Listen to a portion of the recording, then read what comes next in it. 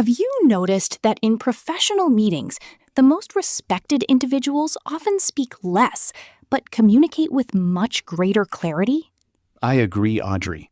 It seems that a strong professional presence depends on how well we match our words with our goals, rather than just the amount of information we share. Exactly, Julian. Welcome to Business English for Success. Today, we are looking beyond simple vocabulary.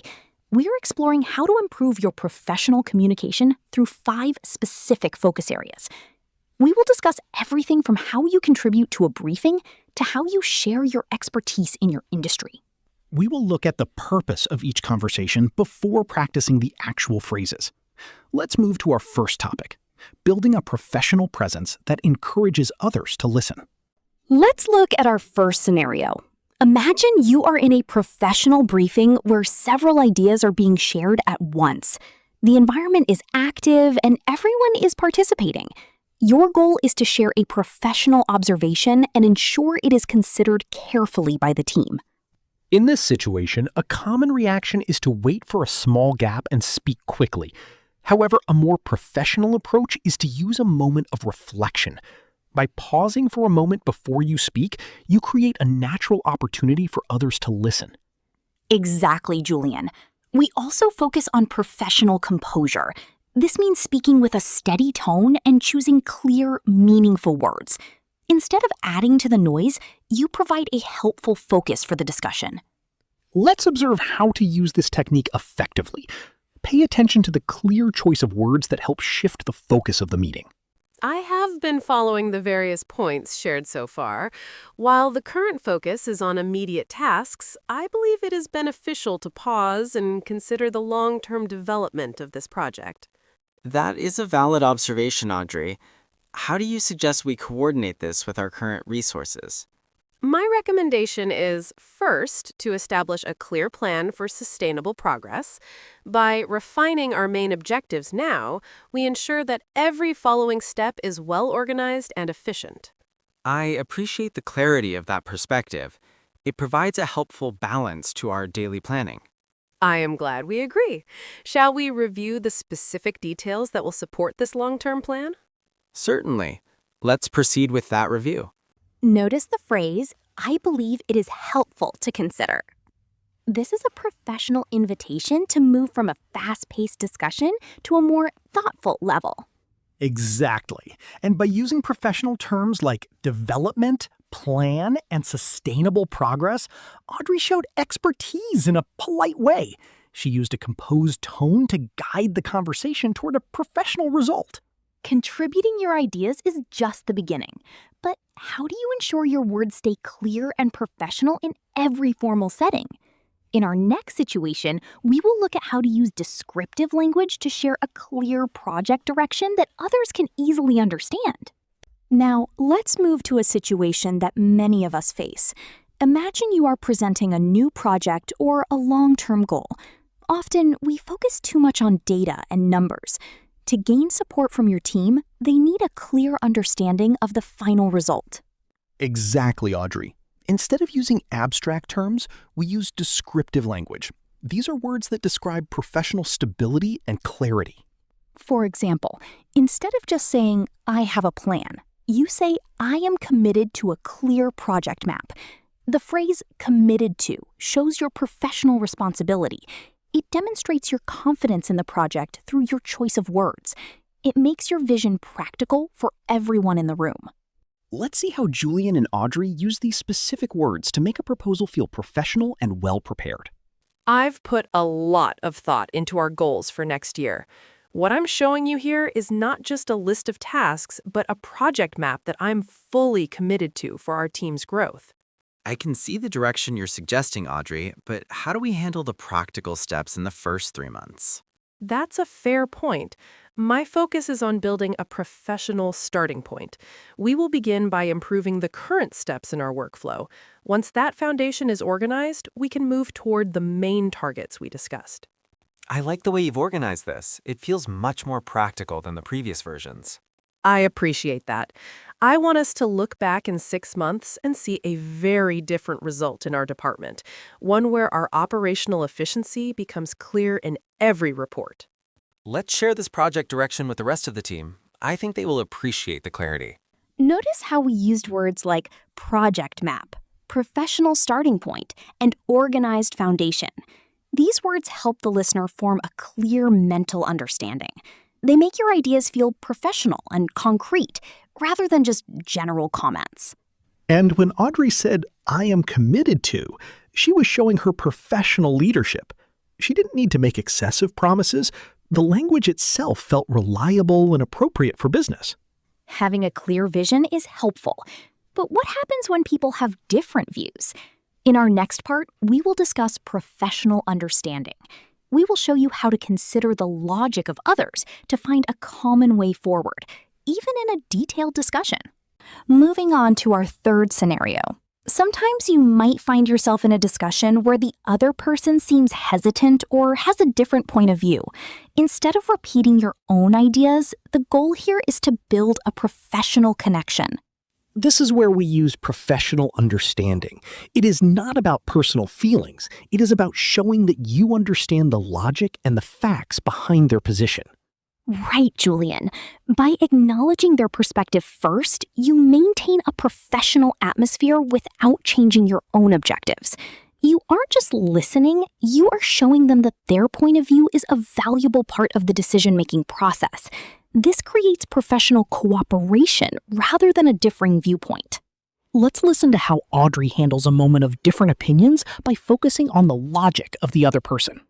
I hear your concerns about the new timeline, Julian.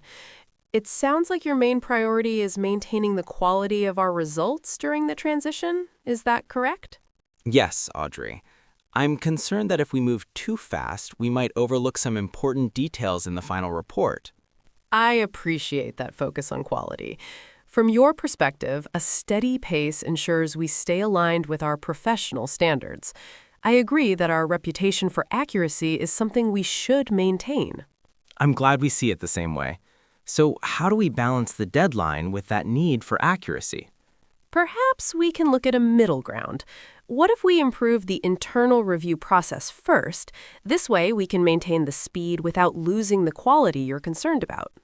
That sounds like a reasonable path forward. I'm comfortable with that adjustment.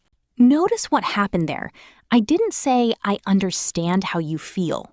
Instead, I said, "It sounds like your main priority is." This shows I have processed the logic of his argument. Exactly. By using the phrase, "from your perspective," Audrey made me feel heard without agreeing that the timeline was impossible. She turned a potential confrontation into a productive session to find a middle ground. When people feel understood, they are much more likely to trust your expertise. But how do you demonstrate that expertise without sounding like you are overstating your role? In our next section, we will look at data-supported expertise. We'll show you how to include results in your conversation clearly and effectively. Let's move to our fourth scenario. There are times when you need to reassure your colleagues or clients that your approach is effective. Instead of simply stating your opinion, you want to show that your expertise is supported by consistent professional results. This is what we call data-supported expertise. It is the method of including facts, metrics, and past results into your speech so naturally that it feels like a professional conversation rather than a technical report. Exactly, Julian. We avoid phrases like "trust me" or "I am an expert." Instead, we use phrases that connect our current suggestions to proven results. This creates a sense of confidence for the listener. You become the person who is prepared because you have experienced similar situations before. Notice how Audrey uses specific references to build immediate trust during this project review. I understand the need for careful consideration with this new direction. My recommendation is based on the 15% increase in operational efficiency we achieved in the previous quarter. That was a good result, Audrey, but do you think that same method applies to our current department? I do. When we organized our internal communication protocols last year, the consistency of our work improved significantly. Looking at the current data, I see the same patterns where these specific adjustments can support a consistent level of quality. The results you mentioned are very clear. Your experience with that transition is helpful for this discussion. I've always found that staying close to the data helps us make objective choices.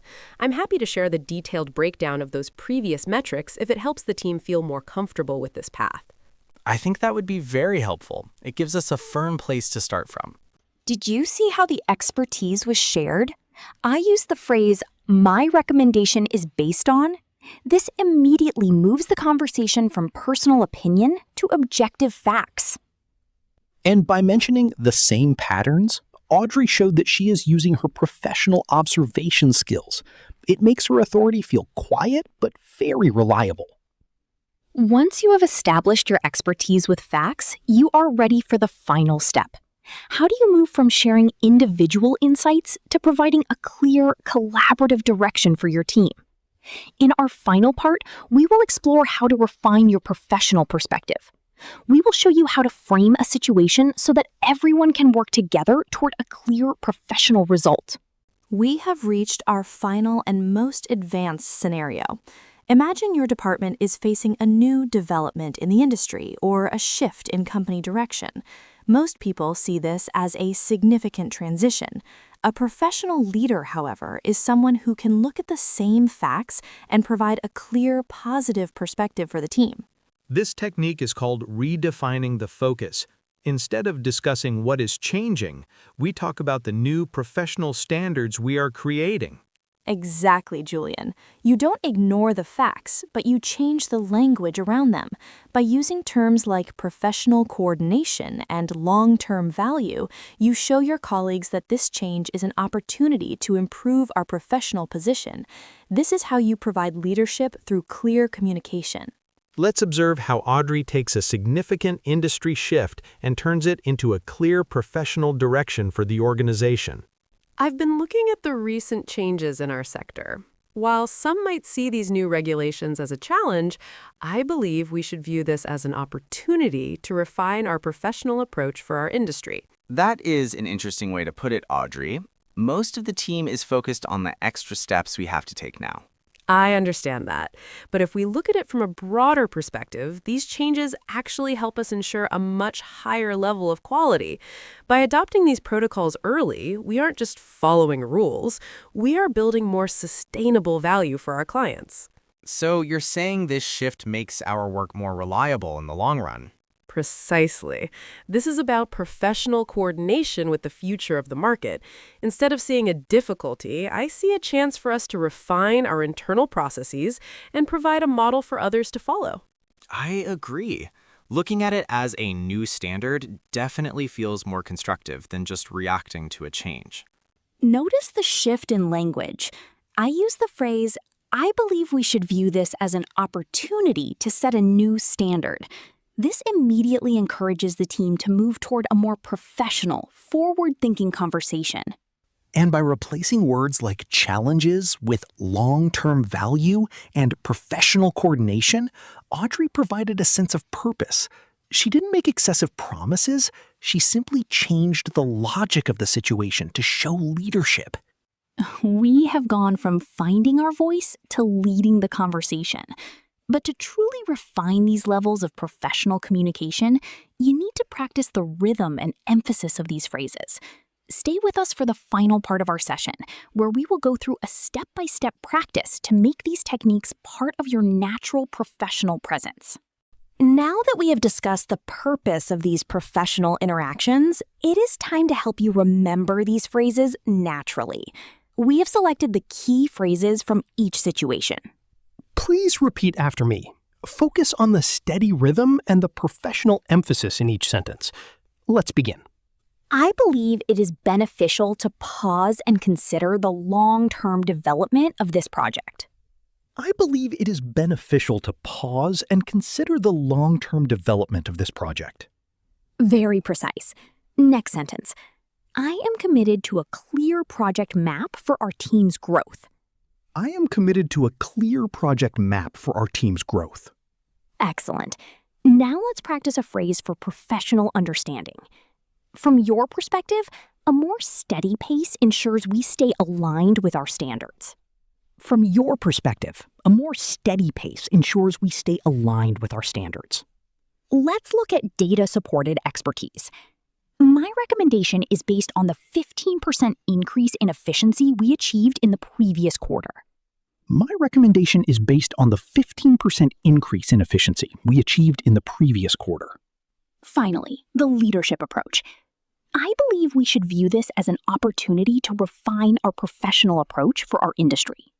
I believe we should view this as an opportunity to refine our professional approach for our industry. Well done. Consistency in these small details is what builds a strong professional presence over time. Julian, reflecting on our discussion today, which of these techniques do you find most helpful for a professional? I think the concept of redefining the focus in Situation 5 is quite effective, Audrey. It helps a team move from reacting to changes to being prepared for them. But it only works if you have used the professional pause we practiced in Situation 1. I agree. It is a step-by-step process. You first invite the team to listen, then you provide a practical vision and support it with objective data. Exactly.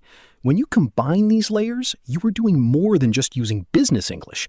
You are demonstrating leadership through clarity and respect. We hope these strategies provide you with a clear path for your own professional development. Every conversation is an opportunity to improve your professional identity. Thank you for joining us today. If you found value in this professional review, feel free to share which situation was most relevant to your current role in the comments below. We look forward to seeing your progress. Until next time, stay professional and stay consistent. Goodbye. Goodbye, everyone.